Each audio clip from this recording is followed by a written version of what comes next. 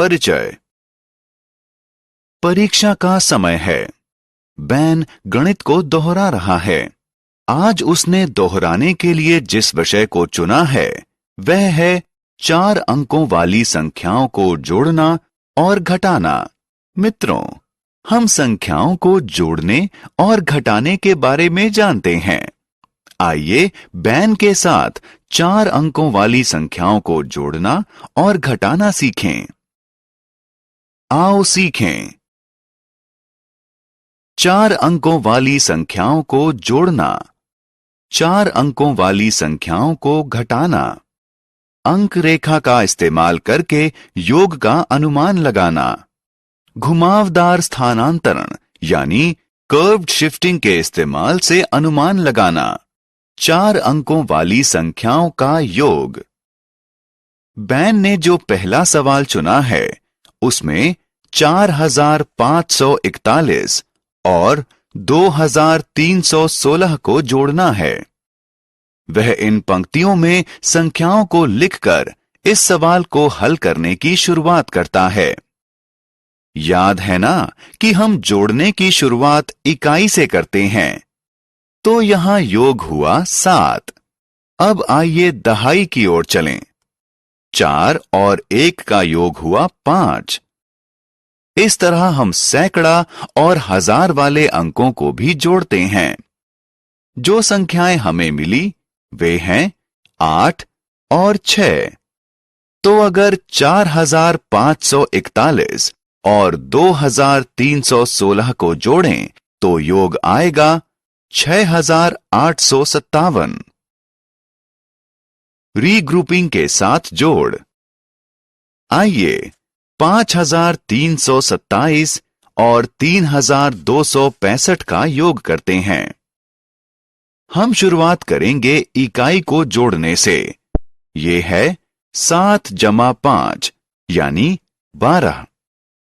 अब 2 को नीचे इकाई वाली लाइन में और 1 को ऊपर दहाई वाली लाइन में लिखिए। अब हम दहाई को जोड़ेंगे। 2 जमा 6 जमा 1 बराबर है 9 के। अब दहाई वाली लाइन में नीचे 9 लिखिए। अब हम सैकड़ा का जोड़ करेंगे। 3 जमा 2 होता है 5। सैकड़ा वाली लाइन में नीचे 5 लिखिए। इसी तरह हजार जोड़िए। हमें जवाब मिलता है 8। इसलिए 5327 और 3265 का योग बनता है 8592। 4 अंक वाली संख्याओं को घटाना।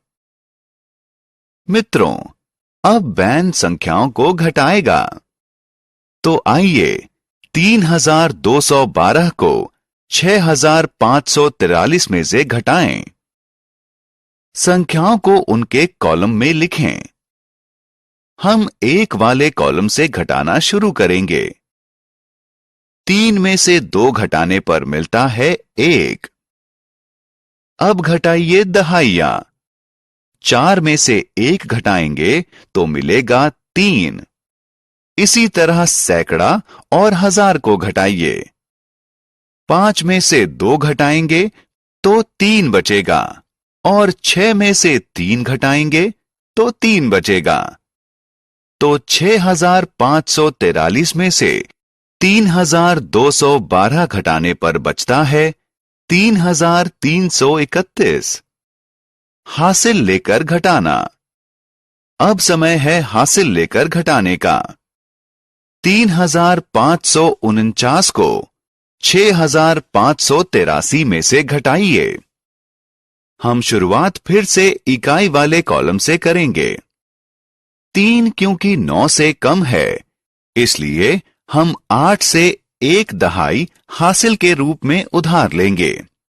इस तरह 3 बन जाएगा 13 और 8 बन जाएगा 7। अगर 13 में से 9 घटाएंगे तो हमें मिलते हैं 4। अब दहाई घटाएं। 7 में से 4 घटाने पर मिलेगा 3। इसी तरह अब हम सैकड़ा घटाएंगे। 5 में से 5 घटाने पर 0 मिलता है। अब 1000 घटाइए। 6 में से 3 घटाने पर 3 मिलेगा।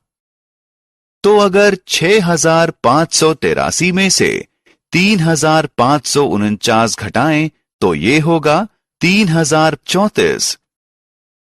अंक रेखा का इस्तेमाल करके अनुमान लगाना। आइए अब कुछ मजेदार करते हैं। स्क्रीन पर आपको 0 से 10 तक एक अंक रेखा नजर आ रही होगी। क्या आप इस लाइन पर 5 की स्थिति का अनुमान लगा सकते हैं? जी हां, ये इस लाइन के बीच में होगा। संख्या 3 की स्थिति 0 और 5 के बीच होगी और संख्या 7 5 और 10 के बीच होगी। आइए 3 और 6 को जोड़ते हैं। 3 और 6 को जोड़कर हमें मिलता है 9 और 9 की स्थिति 10 के नजदीक होगी। आइए अब 0 से 100 तक की एक बड़ी अंक रेखा को लेते हैं। क्या आप इस लाइन पर संख्या 20 की पोजीशन का अनुमान लगा सकते हैं? ये 0 के नजदीक होगी या 100 के? जी हां, ये 0 के नजदीक होगी। और संख्या 70 की पोजीशन कहां होगी? जी हां, 70 100 के नजदीक होगी। अगर हम 20 को 70 में से घटाएं तो हमें मिलेगा 50 और 50 की स्थिति लाइन के बीच में होगी। हमने क्या चर्चा की? 4 अंकों वाली संख्याओं को जोड़ना, 4 अंकों वाली संख्याओं को घटाना, अंक रेखा का इस्तेमाल करके अनुमान लगाना।